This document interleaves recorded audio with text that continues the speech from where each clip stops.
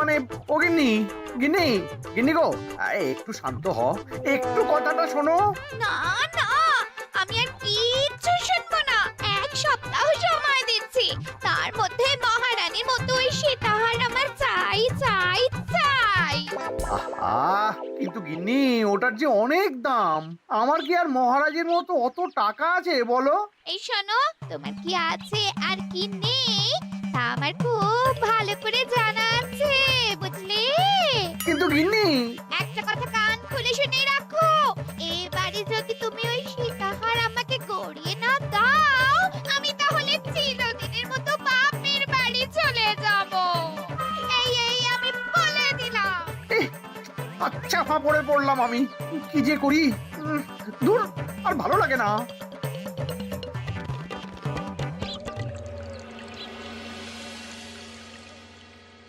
আজকে তোমাদের সকলের কাছে আমার একটা প্রশ্ন আছে। বলুন মহারাজ। আচ্ছা, ধরো তোমরা যদি এ রাজ্যের লোক না হতে, অন্য কোনো রাজ্যের হতে, তাহলে তোমাদের কাছে কৃষ্ণনগর কেমন মনে হতো? মহারাজ, এক কথায় বলতে গেলে সমৃদ্ধ শক্তিশালী রাজ্য। বেশ, তা হঠাৎ এমন প্রশ্ন মহারাজ? আসলে বেশ কিছুদিন ধরেই আমি একটা কথা ভাবছিলাম। ঈশ্বরের দয়ায় আমাদের সবই আছে, তবু রাজ্যকে আরো শক্তিশালী ও অন্যান্য রাজ্যের সাথে সুসম্পর্ক বজায় রাখা একটা রাজধর্মে পড়ে। ঠিক বলেছে। ঠিক বলেছেন। বলি, তুমি কি এসব কথা কখনো ভাবো মন্ত্রী? হ্যাঁ, মানে আগে রোজ না, কিন্তু কখনো সখনো বোধহয় ভেবেছিলাম। কবে শুনি? ইয়ে ওই তো কিছুদিন আগে, ওই সেদিন।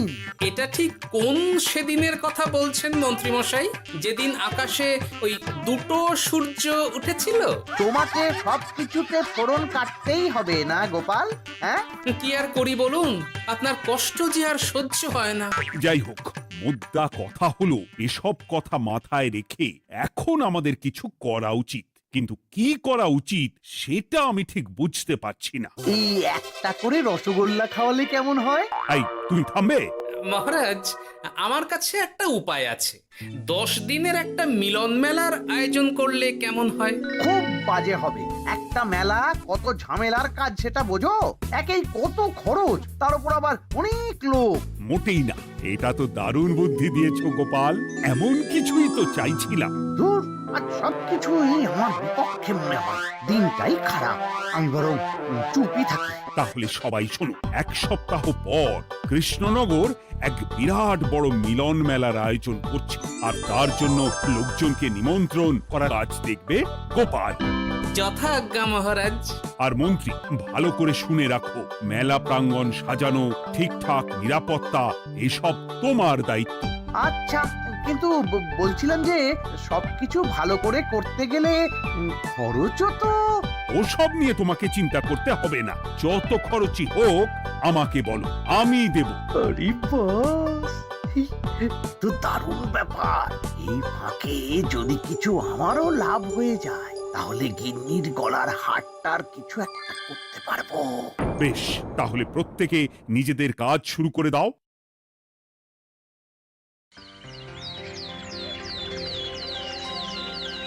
শোনো শোনো শোনো, 1 সপ্তাহ পর কৃষ্ণনগর মেলা প্রাঙ্গণে অনুষ্ঠিত হতে চলেছে 10 দিন ব্যাপী মিলন মেলা। সকল গ্রামবাসীকে এই মেলায় আসার জন্য আমন্ত্রণ জানানো হচ্ছে। শোনো শোনো শোনো।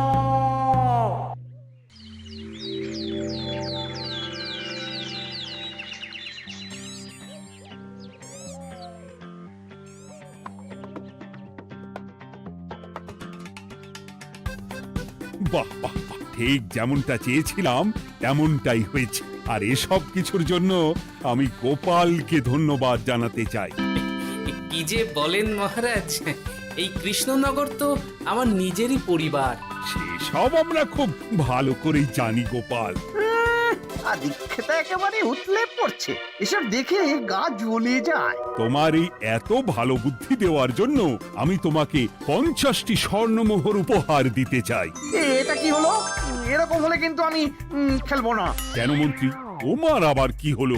আমিও তো মেলার আয়োজন করেছি, তাহলে গোপাল একা কেন উপহার পাবে? সে তো মেলার জন্য অনেকেই কাজ করেছে, কিন্তু আসল বুদ্ধিটা তো দিয়েছে গোপালই। মন্ত্রী মশাইয়ের বোধহয় খুব হিংসা হচ্ছে।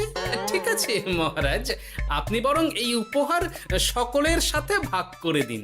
না গো, কোনো ভাগ চাই না। তোমার উপহার তুমিই রাখো। যত সব।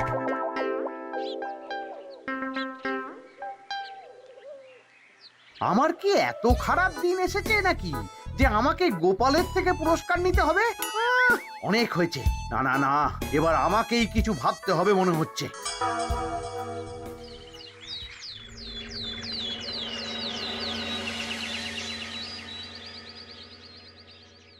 আমার আমার সব শেষ হয়ে গেল গো, সব শেষ হয়ে গেল। এবার এবার আমার কি হবে? মহারাজ, মহারাজ কিছু একটা করুন, মহারাজ কিছু একটা করুন। চিন্তা করো না, আমি দেখছি। যারা দোষী তারা শাস্তি পাবেই। কি শুরু হলো বলো তো হঠাৎ করে? এত বড় বড় চুরি ডাকাতি হয়ে গেল, অথচ কেউ কোনো টেরই পেল না। হ্যাঁ মহারাজ, আসলে রাতের বেলা যখন সবাই ঘুমিয়ে থাকে তখন এই চুরি ডাকাতিগুলো হয়, তাই কেউ কোনো শব্দ পায় না। ভালো করে অনুসন্ধান করো, যে বা যারা এই কাজ করছে তাদের যত তাড়াতাড়ি সম্ভব ধরে ফেলতে হবে, নইলে তো আমাদের প্রজাদের অনেক ক্ষতি হয়ে যাচ্ছে। হ্যাঁ মহারাজ, আপনি কোনো চিন্তা করবেন না। কোথায় আনন্দ করে সব প্রজারা মেলা ঘুরবে তা নয়, আবার এই উটকো ঝামেলা। একটা কথা বলছি, কিছু মনে করবেন না। আসলে এই ঝামেলার কারণ হলো গোপাল। আমি ঠিক জানতাম কোনো না কোনো ভাবে আপনি আমাকে দোষ দেবেন। সত্যি তো, এসবের সাথে গোপালের কি সম্পর্ক? ওরই তো সম্পর্ক আছে মহারাজ। মেলা শুরু হলো আর তার সাথে চুরি ডাকাতিও। আর যদি গোপাল মেলার বুদ্ধিটা না দিত তাহলে রাজ্যে এত চুরি ডাকাতিও বাড়তো না। মানছি মন্ত্রী মশাই, মেলার বুদ্ধিটা আমার, কিন্তু মেলার নিরাপত্তা রক্ষা তো আপনার দায়িত্ব ছিল। যদি মেলা থেকেই এই ঝামেলা শুরু হয় তাহলে তো আপনার কাজেও ফাঁক আছে। মুখ সামলে কথা বলো গোপাল। আহ, তোমরা একটু থামবে? এখন নিজেদের মধ্যে ঝামেলা করার সময় নয়। সবাইকে একসাথে কাজ করে আসল চোর ডাকাতদের ধরতে হবে, তারপর বোঝা যাবে কার দোষ ছিল আর কার নয়। আগে মহারাজ।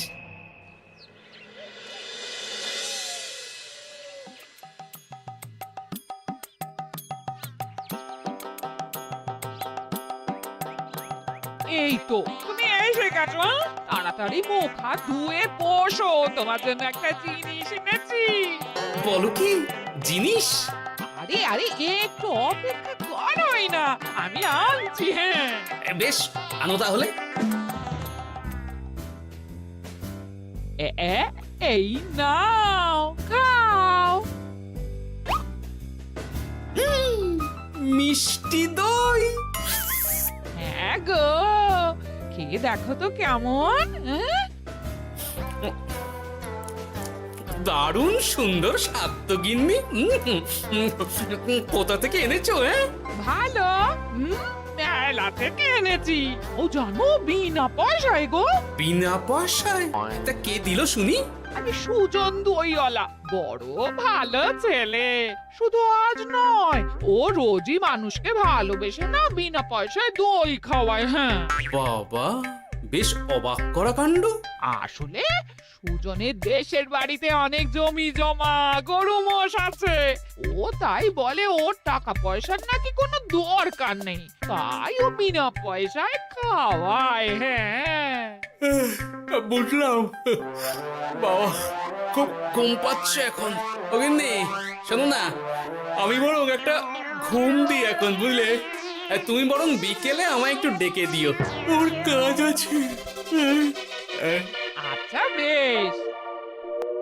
তোমাদের জন্য সেটাই ভালো, কারণ এমনিতেই মহারাজ চোর ডাকাত ধরার জন্য প্রহরীর ব্যবস্থা করছে পুরো রাজ্যে। না না না, সে নিয়ে আপনি চিন্তা করবেন না।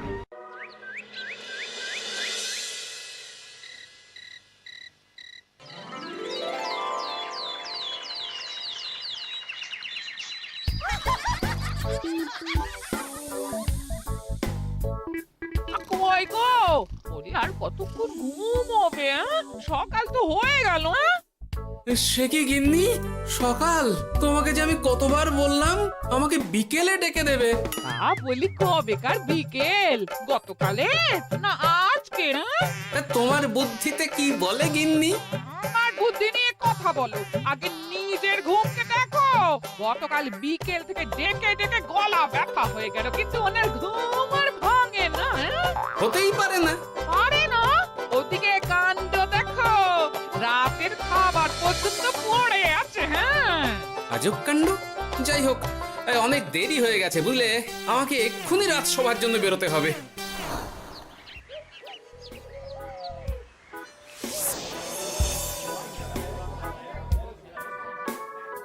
বাবা, এত ভিড় কি আছে এখানে? একটু কাছে গিয়ে দেখি তো। সত্যি সত্যি ভাই সুজন, তোমার হাতে জাদু আছে। এত সুন্দর মিষ্টি দই, এ স্বাদ ভোলার নয় ভাই। আচ্ছা, তাহলে এই হলো সুজন দইওয়ালা। ভালো মিষ্টি দই আছে, নেবে নাকি গো? পয়সা লাগবে না। জানি তো, সত্যি দারুণ স্বাদ এই দইয়ের। আমি খেয়েছি তো। তবে আজ নেব না গো, কাল এসে নিয়ে যাব। আচ্ছা আচ্ছা আচ্ছা।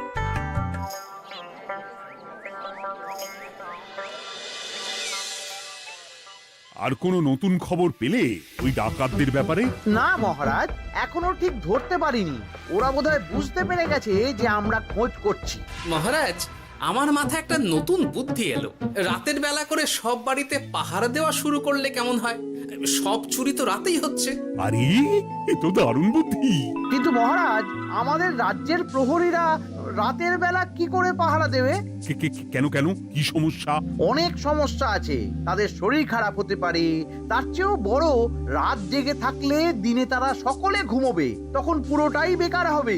কিচ্ছু বেকার হবে না মন্ত্রী মশাই, আমাদের প্রচুর সেনা আছে, তাদের সকলকে দায়িত্ব ভাগ করে দিলেই হয়ে যাবে। তুমি বেশি বোঝো। গোপাল তো কিছু ভুল বলেনি মন্ত্রী, আমরা পাহারা বাড়াবো। আমি আজই সব সেনাদের সাথে কথা বলছি। সেনাপতি, তুমিও এ ব্যাপারটা একটু দেখো। যথাজ্ঞা মহারাজ।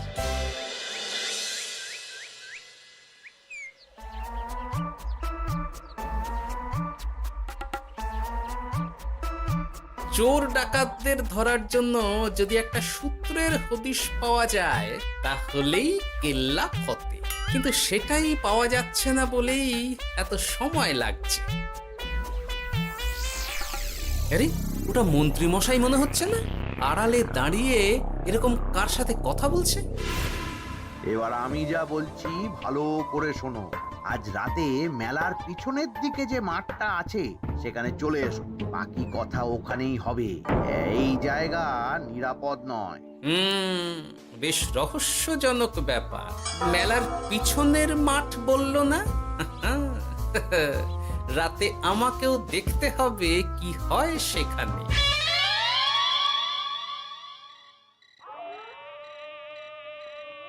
উফ, কি মশা রে বাবা! কখন থেকে দাঁড়িয়ে আছি, মন্ত্রী মশাইয়ের পাত্তা নেই কেন?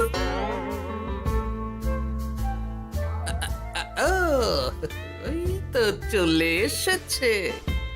এই যে আমার সোনার হাটটা কই? হ্যাঁ, ওই পই করে বলেছিলাম আমার ওটা চাই।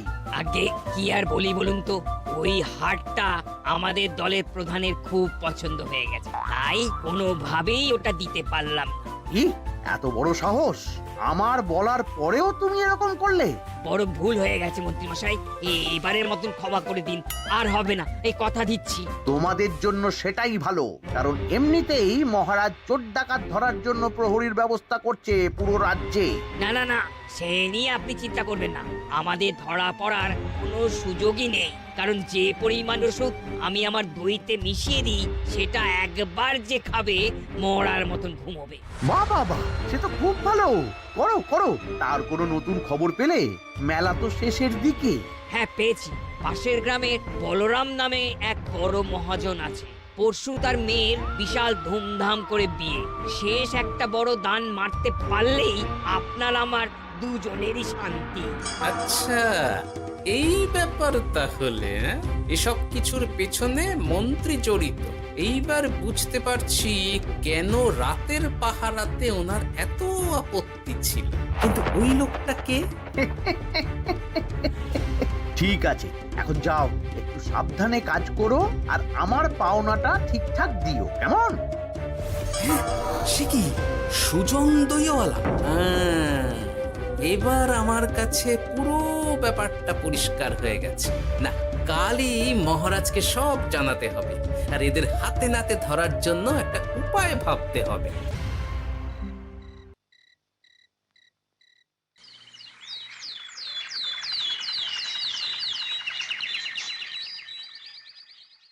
আরে এসো এসো, তোমার জন্যই তো অপেক্ষা করছিলাম। কি এমন জরুরি কথা আছে যে একান্তে দেখা করতে চাইলে? কোন মুখে বলি মহারাজ, সর্ষের মধ্যেই যখন ভূত তখন আর কি। মানে একটু খুলে বলো তো কি হয়েছে? আমাদের রাজ্যের এই এত বড় বড় চুরি ডাকাতির পিছনে কারা আছে সেটা আমি জানতে পেরে গেছি মহারাজ। হ্যাঁ, এ তো দারুণ খবর। তাহলে আমরা এখানে কি করছি? এখনই তাদেরকে গিয়ে বন্দি করি? না মহারাজ, আমাদের হাতে কোনো প্রমাণ নেই, তাই ওইভাবে বন্দি করতে পারবেন না। কেন বলো তো, কারা আছে পেছনে? সেটা আপনি নিজের চোখেই দেখে নেবেন পরে। তবে এটা জানিয়ে রাখি, আমাদের মন্ত্রী মশাইও যুক্ত আছেন। কি? আমাদের মন্ত্রী?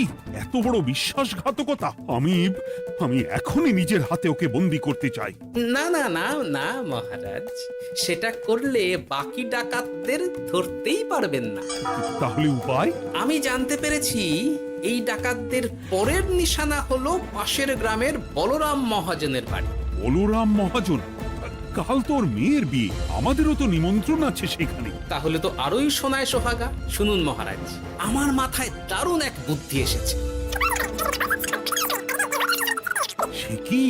হ্যাঁ, আপনি কোনো চিন্তা করবেন না, আমি শুধু যা বলছি সেটা করুন, বাকিটা আমি সামলে নেব। তবে দেখবেন যেন মন্ত্রী মশাই এসবের কিচ্ছুটি টের না পায়। বেশ বেশ বেশ।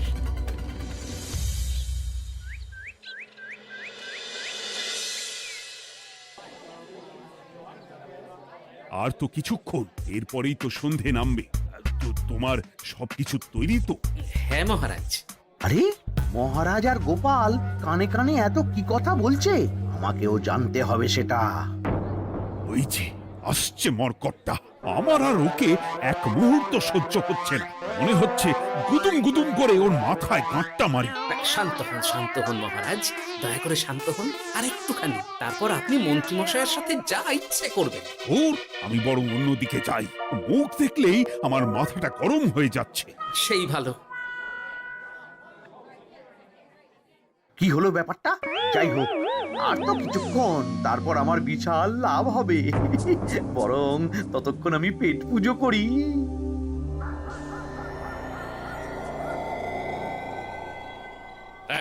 যা যা দামি জিনিস আছে সব দিয়ে দে। এই তো খেলা শুরু। এবার আর আমায় পায় কে? ও বাবা, এরা আবার কারা? সত্যি গোপাল দারুণ চাল চেলেছে। এই তোমরা এখানে কি করতে এসেছো? কেন, তোমরা যা করতে এসেছো? ডাকাতি? এমন তো কোনো কথা ছিল না। কার দলের লোক তোমরা? মন্ত্রী মশাইয়ের দলের লোক। এই রে, কি বলছে সব? কোথায় কোথায়? এই মন্ত্রী মশাই, এই কি বলছে এরা?